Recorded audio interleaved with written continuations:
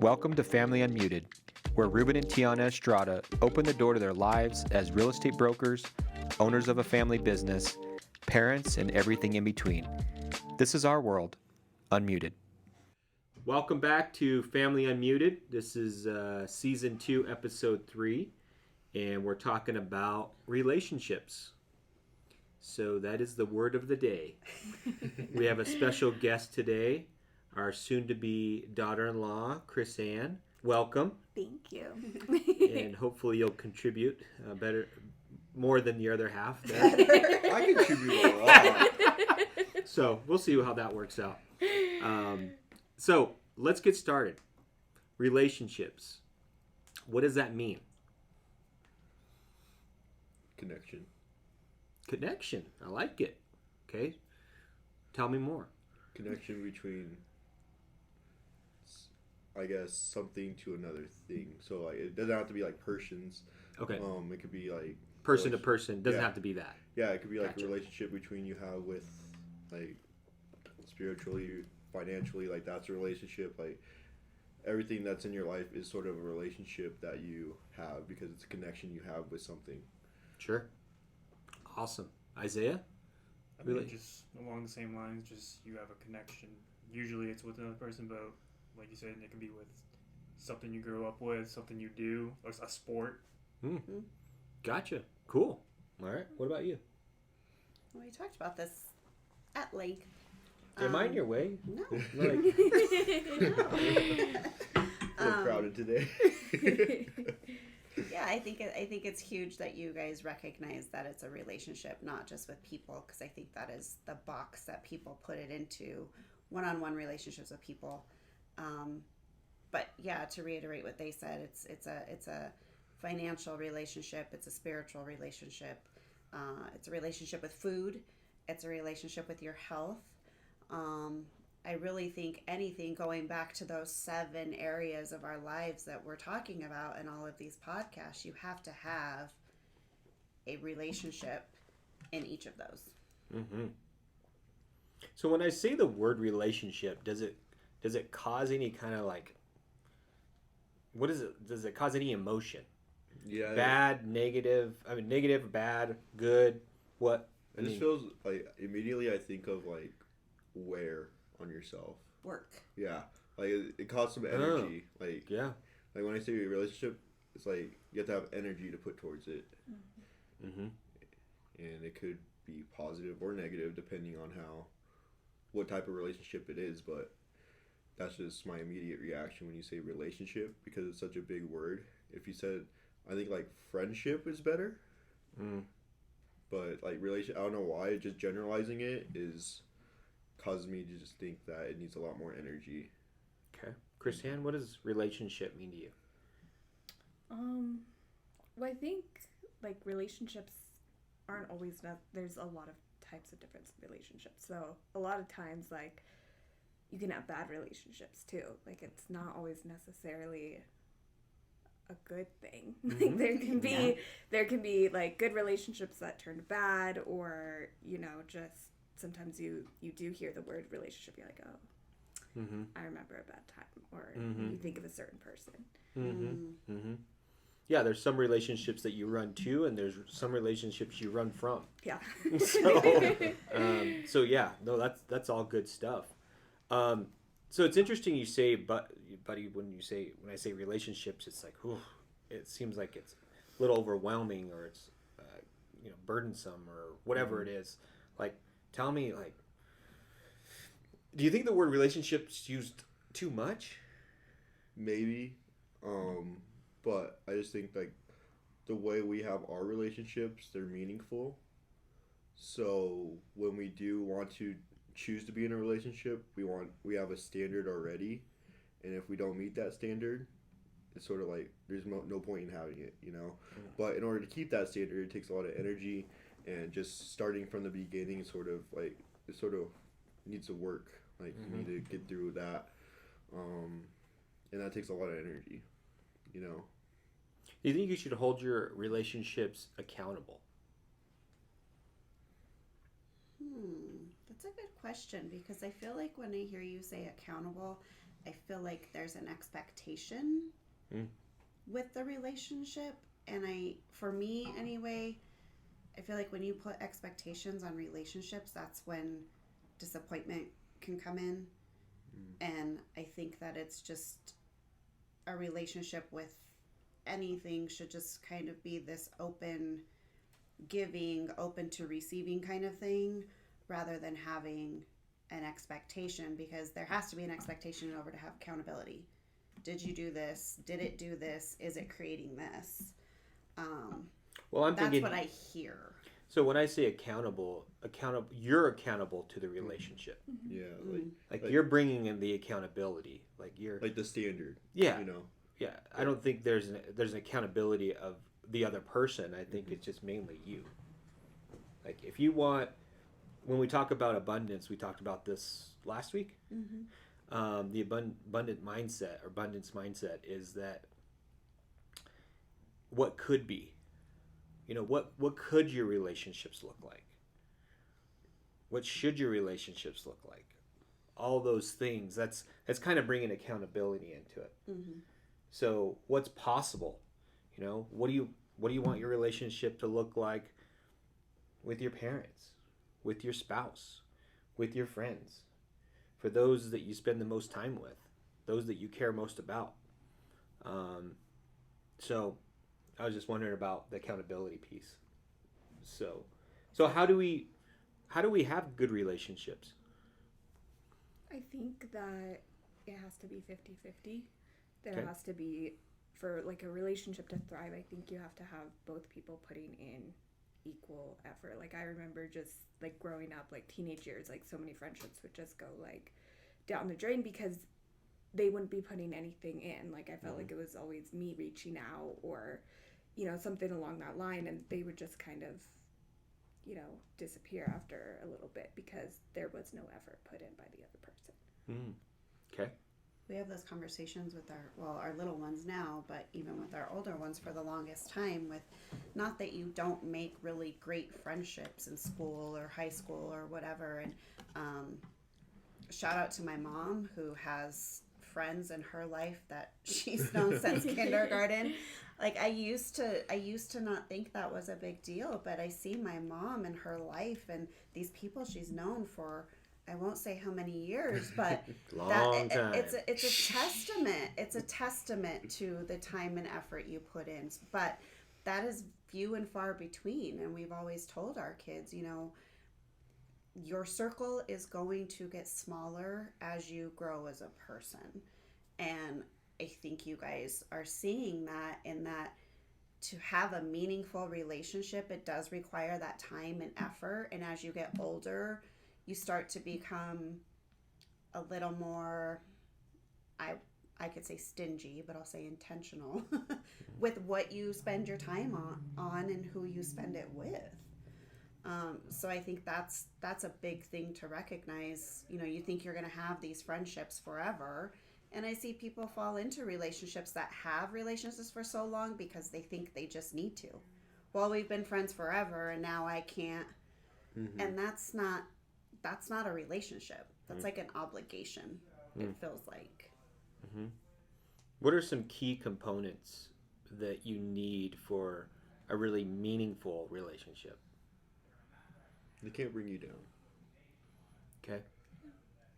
Because if you change into a person you want to become or don't want to become, then there's no point in having that relationship. Okay. Yeah, just is the relationship contributing to your growth as a person, and is it giving you more energy and ability to go out and give more to other people? You know, is it building you up in a way that's allowing you to do more, I guess, for me? And that's when I talk about all the different areas. You know, my relationship with food has been up and down. And as I get older, I realize like there is just some stuff I cannot eat. I love it, but oh my gosh, I will feel horrible for 5 days and it just doesn't do anything for me. It brings me down, right? So that's the relationship with food. My relationship with money, I don't know. I hope one day I get a grasp of that relationship. But there are times I know you do Me too. I know you do too. Yeah. It's going to be great. It's going to be great.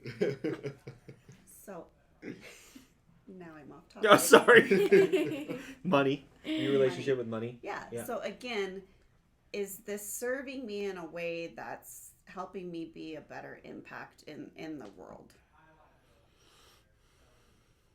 Yeah, I think you can translate the whole food thing into people. You know? Yeah. It's like, Well- I love people, but sometimes there's certain people that just suck all the energy out of me. They bring me down. They don't make me better. So, yeah, I mean, all those things. It goes back to the very beginning of the fundamentals of a relationship are the same in any type Any of relationship. Mhm. Yeah. Yeah. We don't look at it that way though. Well, because it's harder with people because there's feelings and they talk back to you and they say mean things or they cry and that's a hard thing to, I mean, my food doesn't cry at me.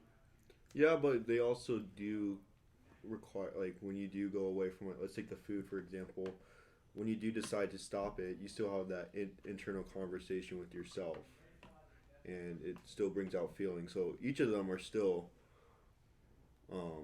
have some impact in some way.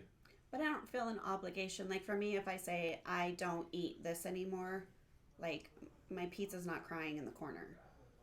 Yeah, and if I said that about my It mom, could care less if, like, if I can't have a relationship with my mom because of the way that she treats. This is just all hypothetical, Mom. I was like, wait a minute. I can't have a relationship with my mom because of the way that she makes me feel. Well, you got, out of respect, you got to have a relationship with your parents. So there's a certain obligatory relationship that you have that is difficult.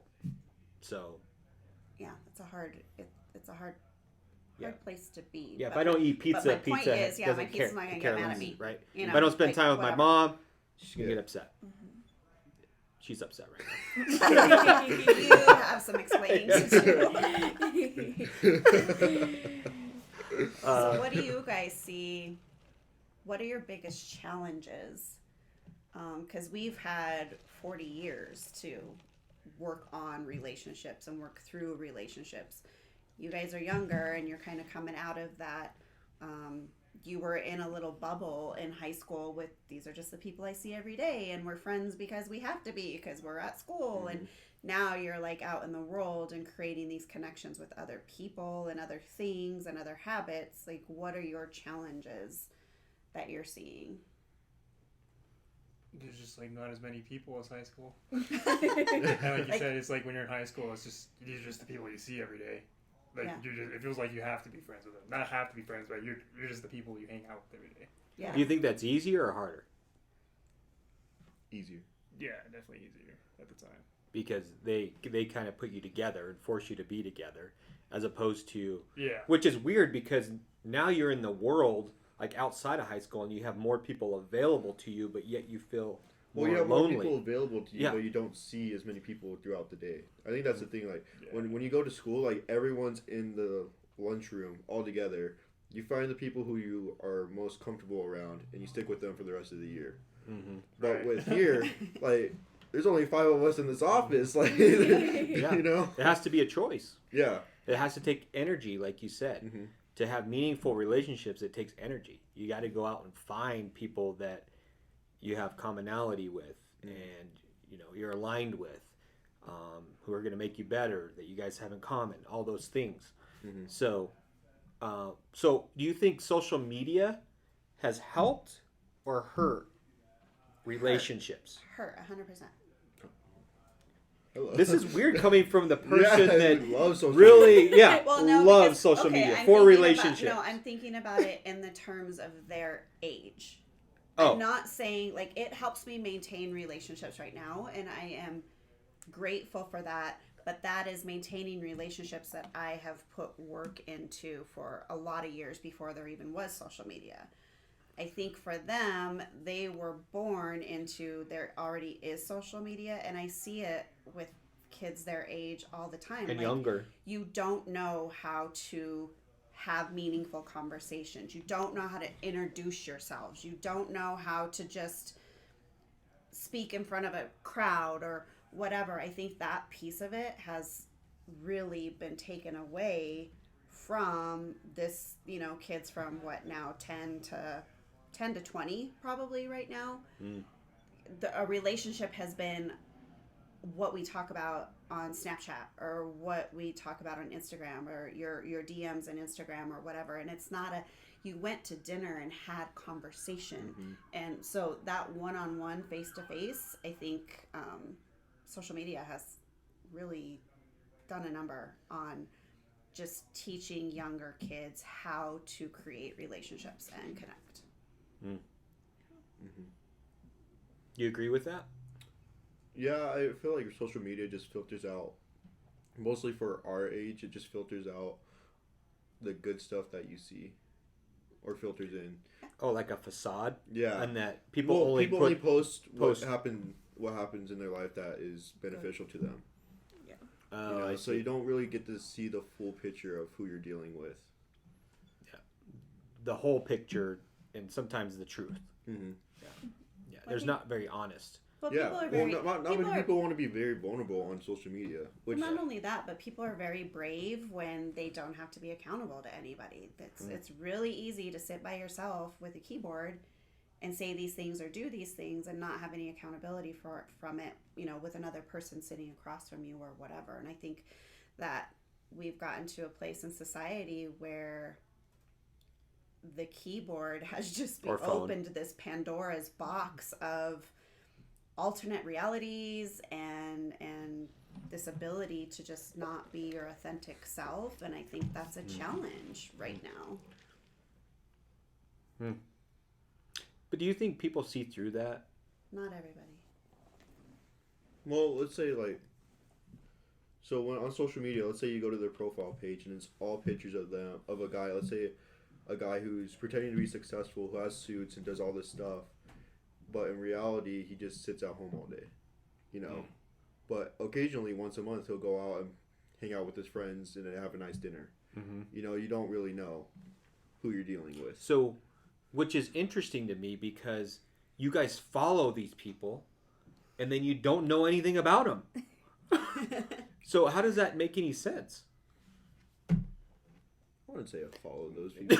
I wouldn't say that. Well, I'm just saying you follow people, but yet you're not getting the real person. You don't know anything really about that person except for the surface of whatever their profile, whatever they allow you to see. And you take their word or advice or whatever as gospel. And you're following them and hoping to learn from them when they really haven't really accomplished anything for real. Or you haven't verified that or you haven't validated that. So how do we put so much trust in strangers? I don't understand that. I'm confused. Well, I guess when you follow, when someone follows you, let's say,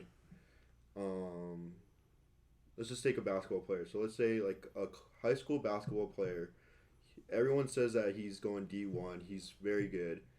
And then you look at his profile, Stephen Curry follows him. That's sort of like a verification. If one of the big stars is following him, he has to be legit. You know what I mean? Okay. Well, I think social media has just added another layer on top of creating these relationships. I think that if you see somebody and you follow somebody, for me, I would be like, okay, I want to learn more about this person and kind of see, but I think not enough people do that. I think we've become lazy as a society, and it's just well, I have 10,000 followers, therefore I have 10,000 friends, and this is all the relationships I need. We've made it really easy to not have to put in the work, and I think that's the thing that makes me sad about it. We've taken out that next step, but I think that's the most important step.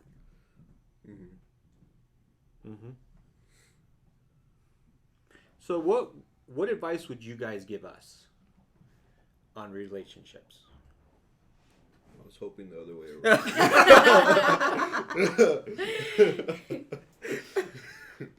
So you guys are all in very similar but different areas. I mean, you have Isaiah, you came out of high school with quite a few friends, and you've managed to keep a few of those relationships that mean a lot to you. Does it feel like you're having to put a lot more time in to maintain those relationships now? Opposed to like in high school? Or, Yeah. Well, it goes back to like, see, when you're in high school, you just see them every day because you have to be at school. But I'd say it's easier now. It is. Okay. Because I mean, the friends I'm friends with are like, we can play our games together. It's like, that's a good connection right there. Yeah. Mhm. Are you more aware as you get older? Are you more aware of the other relationships that you may need to put more time into in your life? I.e., food, financial, all the different types of relationships? Yeah, I have noticed that does take time, but it's important to put that time in because it'll benefit you in the long run. Mhm. Like diet, for example, or even financially. Like you start getting your stuff in order now, it'll be way easier down the line. It'll benefit you down the line. Mm-hmm. So when we talk about financial relationships, when you guys hear the word money or financial, what do you immediately feel? Like I need to be investing. Yeah. You need to be investing. You don't have enough. So it brings up an immediate, almost negative, like Well, sort of. I mean, before, scarcity kind of. last year I would have said that. Yeah, because most people don't have a dime in investment like at 25 years old. So like I know we still have a very, very good head start. Yeah. Yeah, we have a good foundation, and like we always talked about money at like the dinner table and like what you guys are doing. So I don't feel like I don't know what to do with money. It's just working towards getting more money. You know, once I have it, I feel I can be very confident on what I can do with it. Because we were talking about, you wanting advice from us. And I know for me, even not until I got into my 40s was when I really started looking at my relationship with money and how I felt about it. And some of the things that it subconsciously triggered for me. And I think those are big realizations. Like I didn't realize for so long I just had this really yucky relationship with money. Mm-hmm. You probably felt the same way. Like I understood it and I knew I needed it and I knew credits and debits and all that kind of stuff, but I didn't realize that my relationship with money was actually a really unhealthy one that needed some time as well. Well, I think what I've learned about money is that I fall into the trap of I work for money. Ah. And what that means is when I have enough money, I stop working. Instead of just saying, all right, well, what's my why? Why am I working to begin with? And choosing a why that always makes me want to work. Going back to the why. It always comes back to the why. Why. Yep. So finding that and knowing that I'm never going to stop working and making peace with that, and actually having that is, I think it's pretty healthy for me. Because when I'm doing nothing, I really go crazy. So knowing that I'm never going to stop working helped me with my philosophy and relationship with money. Yeah. Is that, okay, you're never going to stop. So then You're never gonna stop making money. never going to stop making money. I mean, as long as I keep providing value, that's kind of the value reciprocates itself. And sometimes that's in the form of money, but not always. Mm-hmm. It could be in the form of opportunity, which I'd prefer. I'd prefer opportunities versus money all day long. Opportunities in what way? And helping people out or an opportunity to make money. I mean, that's fine too. But usually it's like even a partnership, like people that come out of the woodwork and say, hey, you want to partner on this? Which makes you feel good because it's like they think enough of you that they want to partner on something, and it feels good. Mm-hmm. But that goes back to the relationships, right? So if you have enough key relationships out there, it comes back to you. Mm-hmm. Well, and to your point with relationships, there's no there's no finish line. And I think a lot of people make that mistake, especially like, okay, so you two, you're getting married in 4 months. And I have seen, and we were as guilty, like once you're married, okay, all the hard work's done. Like we did our thing, now we're married, let's just go. And that's when the hard work starts. And you don't ever get to stop, you know, putting that time in and building that relationship. And I think that some people get to a point, whether it's in marriage or friendships or whatever, where they're like, okay, this was my goal, this is where I am, and you just stop putting in the work, and then it starts to fall apart. It is an everyday, never-ending effort. And I think, again, that's why you just become very selective in where you spend that time. And sometimes that's chosen for you. Like you literally just don't have the bandwidth or the time to really put into relationships. But, you know, one thing for us in our relationship was, you know, people talk about it, but you know, you don't stop dating. You always keep learning about each other because you're always growing as individuals, which makes you different. A lot of people will be in relationships for a long time and say, you're different. You're not the same person. You've changed. And we look at each other and we're like, thank you. Because who wants to be the same exact person we were when we were 19 years old? Like there were some great things, and that's what brought us together, and that's what our foundation is, and that's what made us fall in love with each other. But I hope that people continue to say you've changed, because isn't that the point? Hopefully change for the better. Well, yeah. But change for the worse. I mean, that's, but yeah, it takes work. Relationships take work, and most people aren't willing to put in the work. I think like relationships also change a lot based off of where you are in life. Like for us, we'll probably be making different friends, you know, as parents, and you know, like when you work, you have different friends through work. Like I told him, like one of the hard things was like when I found out I was pregnant, like I lost a lot of friends to that. You both did. And we both did, because they just were like, oh, well, I don't have anything, you know. You feel like you have anything in common? I don't have anything in common with you, so I'm just going to stop talking to you. And it was just like I struggled with it, because I was like, I'm just really hurt that like these people who I thought we were close with, just like after something like that, it's like, oh, like you think that they'd be happy for you, or, you know, whatever. And it's just, it shows you a lot about people. Yeah, we had that same thing, you know. We were married, having kids, and our friends were college, starting careers. Yeah. Mm-hmm. So there was definitely, the commonality stopped, which was okay with me, because I mean I married my best friend, so Exactly. I like all my friends are. I'm like, I don't care, but she's over here crying about that. I'm like, so you feel that about her, but she doesn't feel that. Well, I mean, Well, you and think that's a about whole it. other topic, right? Like Yeah. relationships for women are way different Oh than my relationships gosh. for men. Like you guys think Wow. that it takes a lot of time, and it takes like 10 times the amount of time for us, because there's emotions, and we let our mind go to like, why doesn't this person like me? And everything is just so personal, and so relationships really can take a toll on women if you allow them to.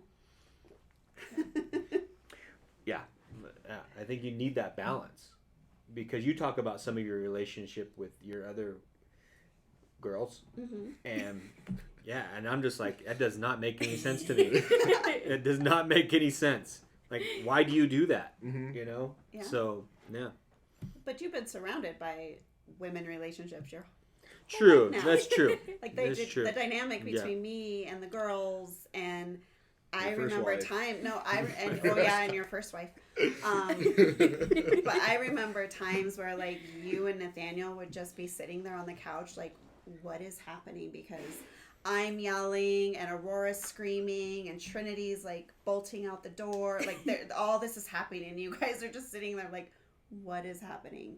The difference in relationships, the way women approach relationships versus men is hugely different. I agree with that. Yep. Speaking of like Yeah. bad relationships though, like how do you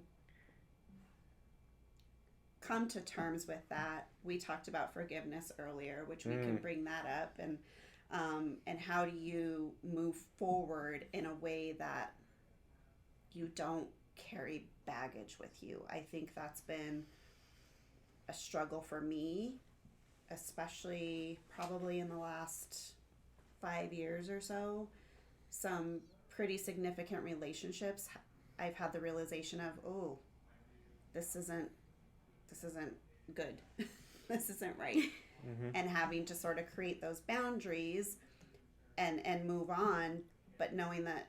So we were having this conversation in the car about forgiveness. I think forgiveness is a big piece of We have maintaining relationships. We have these talks on the way back from Taco Bell. We don't talk about just normal carefree Tell you, the things. $1 million car. I know, It's I'm the telling you, $1 million we need car. to put the camera on in the car instead Yeah. of taxi cab confessions. It's because this is what we talk about all the time. But we were talking about forgiveness, and of course, Dad is always great about throwing out those questions that just make you sit there and you're like, I feel like I don't know. Like, he forces you to like dig in and really think. And you asked me, is it possible to ever truly forgive? And what does forgiveness mean? And that was hard for me to. I don't know that we actually ever finished the No, you conversation. were quiet and you parked and it was still quiet. I And was then, just sitting there like my lunch is getting cold. I need to leave. should be another podcast. forgiveness. Yeah. Right, because Oh. it's It's a difficult for word. me. I told him, I feel like forgiveness has nothing to do with anybody else. It is a completely internal, personal thing. Because you can forgive somebody and they'll never know. Yeah. You don't have to tell them that you've forgiven them. You can forgive them and move on, but the forget piece becomes the hard part. And so that was his challenge. He's like, well, if you can't haven't ever forgotten, then did you really forgive? And I don't have that answer, but I thought it was a great question to ponder because I think it's hugely important in relationships to understand that difference, to know I can forgive you for something you've done to me, but if you continue to do it to me, then we need to have a different definition of what our relationship is. I think what helps you think about that is I always want to try to forgive because I want to be forgiven. So what does it feel like if you have the shoe on the other foot? If you want to be forgiven, how do you want the other person to feel? That's kindergarten stuff. 101. Hey, just back to the basics, baby. This is how Ari learned. Yeah. Yeah. So, I mean, if you want somebody else to forgive you, do you want them to still remember all the things that you did to them? Probably not.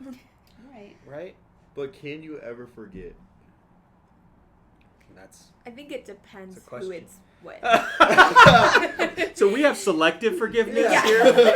I think, well, let's just say like a random friend, like you both got into something and whatever, and you worked it out and you're friends again. You probably don't really think back to that super often, depending how long you'd been friends or whatever. Okay.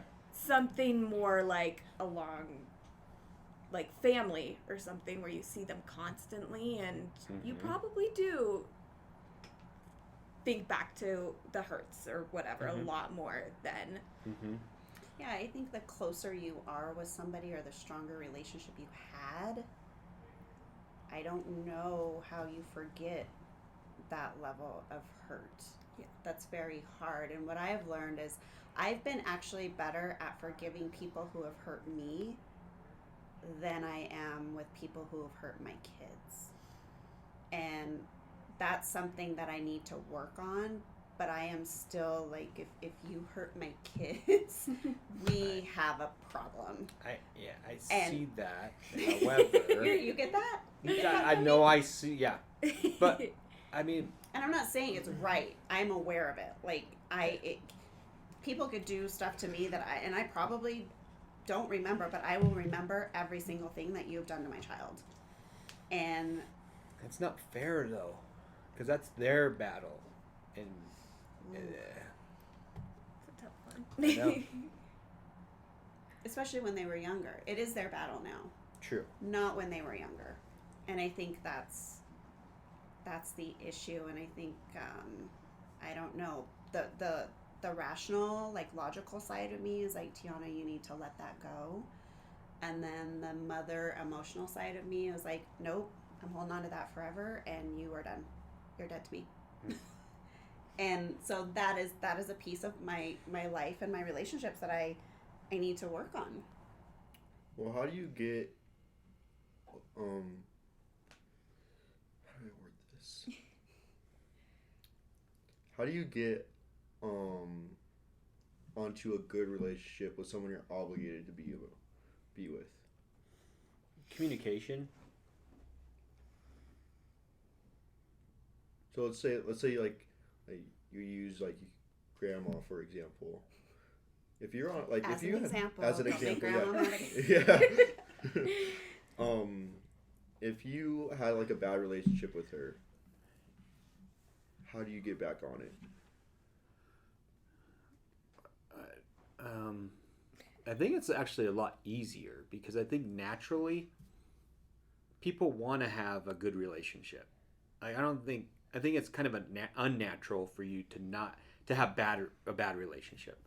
I think you got to be almost sick. And so if you have that commonality that you want a good relationship, you want to be able to move forward.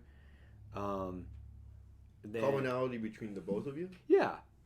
I just What if grandma and- does- Again, I think that's key. I would be like, Mom, I'm your son, you're my mom. Let's try to figure this out. Mhm. Let's try to figure this out. What do we need to do in order for us to move forward from here? Mhm. What is it going to take for you to forgive me for what I've done for you? And maybe it's going to take some time for you to forgive me, and I have to live with that. But what's it going to take? So the key there is that there has to be two willing parties. True. If the other person or thing or whatever is completely unwilling, then you need to realize that that person has chosen where this relationship goes. Would you consider a conditional relationship a relationship? What's that mean? So basically you have to do these certain things in order for us to have a relationship? Well, I say no. Just because I've spent so much time trying to, for that, in my mind, that's like a superficial relationship. If I can't be Yourself. 100% authentic myself, that's not a relationship. It's an acquaintance. It's maybe see you at Christmas time or something. But that is not a relationship. That is not a connection for me. So, I guess it depends on the conditions for me. Are the conditions going to make me a better person? Then I probably would consider it.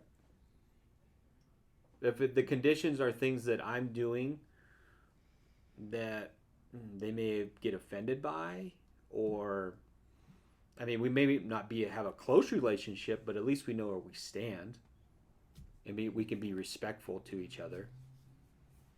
But But yeah. if it's obligated, so like your mom, like if grandma put like conditional, like you have to do these conditions in order for us to have a relationship, where does it go from there? I'd have to understand the conditions. Like, where are you coming from with these conditions? Mm-hmm. Why are they important to you?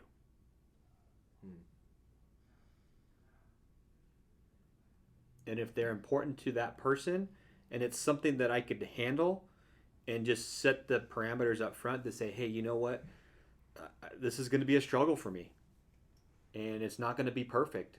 But if you're okay with that, I'd still like to have a relationship with you. It's not going to be perfect. We're going to struggle. We're going to have arguments. But it's a relationship. As long as we're both understanding how it's going to look, and we're both in agreement with moving forward, even though we're going to have challenges, let's do it.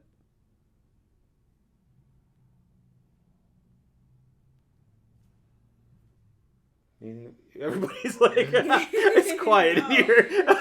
We're thinking of all of our challenging relationships at this point. No, I wasn't thinking of that. It's amazing to me how I just see things so differently, because to me, that sounds like it's going to require a lot of additional time and a lot of additional effort.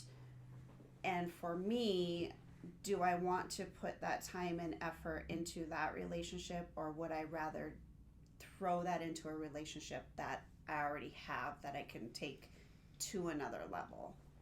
Is my struggle. Because not all energy, not all time is created equal. And so if I'm trying to build this relationship with that person who has these conditions or whatever, and that's taking time away from my relationship with you or my relationship with you guys, then that relationship is not for me over here. Well, it's not for you in the amount of time that you can give it. You can still have a distant relationship. But is there a point? Yeah, because you said there's an obligation there. Yeah. So there's still an obligation for you to have that relationship. So, yeah, you have to honor that.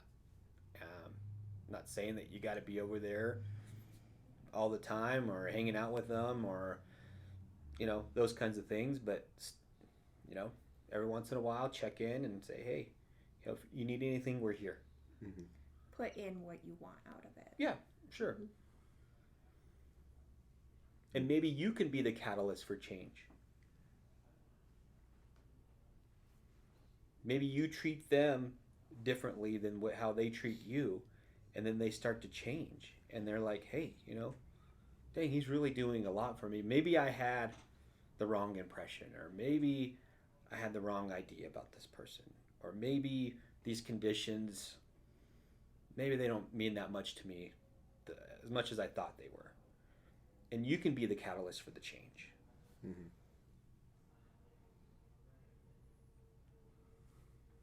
This makes me appreciate the relationships that I have that it feels like they require no effort. Like, do you all have that at least one relationship in your life where you're like, I haven't talked to you in 6 months and we didn't skip a beat? Like, we just, we're right back where we started. You don't have to constantly check in. You don't have to attend everything. You just kind of have that connection on a different level, and just knowing that you have like these people out there that if you need them, they're there. Same with them. The easy relationships, right? It makes me appreciate those so much more. Those make me nervous, though. Why? Because there's not that check-in. There's not like, are You're we thinking cool? about them? Are we cool? Like, But you just know you are. But you no, but you feel like you have to? you don't feel like you have to. No. But it's like, I don't know. I guess I get a little anxious about those because it's almost like it's too good to be true. Kind of like, dang, this feels really good. What's gonna happen? Oh. What's gonna happen? Something's gonna happen to this where That's just your personality, though. it's a defense mechanism, I guess. So we're not gonna get too close here because I'm gonna screw you or you're gonna screw me. One of the Well, that geez. speaks to vulnerability. Like, Yeah, that's true. Ooh. Can you ever Oh, be gosh. in a true relationship without being vulnerable? Yeah. Well, it goes back to Chris Ann's comment, 50-50. Well, how about if we said you got to always give 100%, no matter what? And if you get something back, great. If not, keep giving 100%. Yeah. Well, that's what we talk about all the time. We're celebrating 25 years. I've in given October. 100%. And people ask us all the time, and it's most days, it's an 80-20 Yeah. from one of us.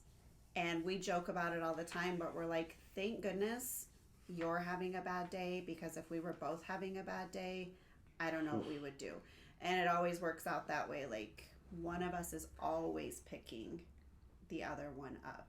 And so I caution everyone to not fall into that 50-50, because one day you're going to be at 0, like he said, or 10, and the other person. The magic happens at 51 plus.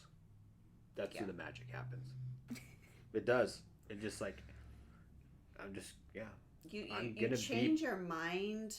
I mean, I'm moving more into marriage, but that's just the longest relationship I've had.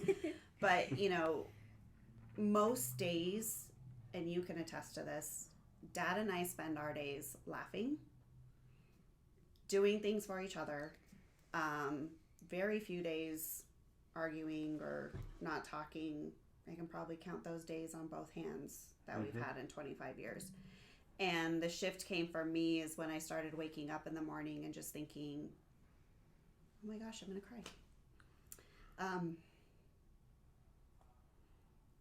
How can I make his day better?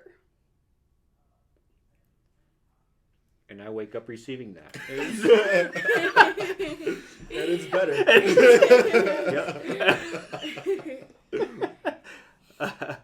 Yeah. But with relationships, like that should be the intention. Like, how can I make this person's day better? Right. And you will win every day. And so I truly wake up and live for him and you guys every morning. And that changes your life when you take yourself out of the picture and you are just here for others, to serve those that are closest to you, to serve those that you come in contact with that day. It changes your life. Yeah. Well, we talked about this when raising our kids. It's like, how can you treat your friends better than the people that live in your home? Start in your home first. And you've heard this before, right? We had that struggle. Yeah, a lot. yeah. I mean, it's like you wake up and you're like, I'm going to go do this for this person, this for that person, blah, blah, blah. And we're like, what are you doing what are you here? doing here? Yeah. What are you doing here? What are you doing here first? Like, pay attention to the people that are closest to you and that helped you the most. Start there. Because people are like, well, where do I start? Well, start with what's in front of you. We've always said that. Start at your kitchen table. Yeah. And when, 3 years ago, when this whole COVID thing happened, and then just the things that have continued to happen and happen and happen, and people panic and they're freaking out, and the sky is falling, Chicken Little, and all we've ever talked about is we just do our work from the kitchen table, and you try to create these people in your home that go out and multiply that and give that out. And that's where true change comes from, is within each home. Mm-hmm. Yeah. So for us, those are the absolute most important relationships in our lives. All right. We'll end it there. Anything you guys want to add about relationships? Kind of went different ways. Yeah. I didn't figure on that. I mean, that's how they usually go. But all right, maybe our next one's on forgiveness. Cool. Mm-hmm. That'd be a tough one. So we'll have to think about that. You got a lot of ideas coming off this podcast. Yeah. All right, guys. Thanks for joining Thanks, us. everyone. Bye.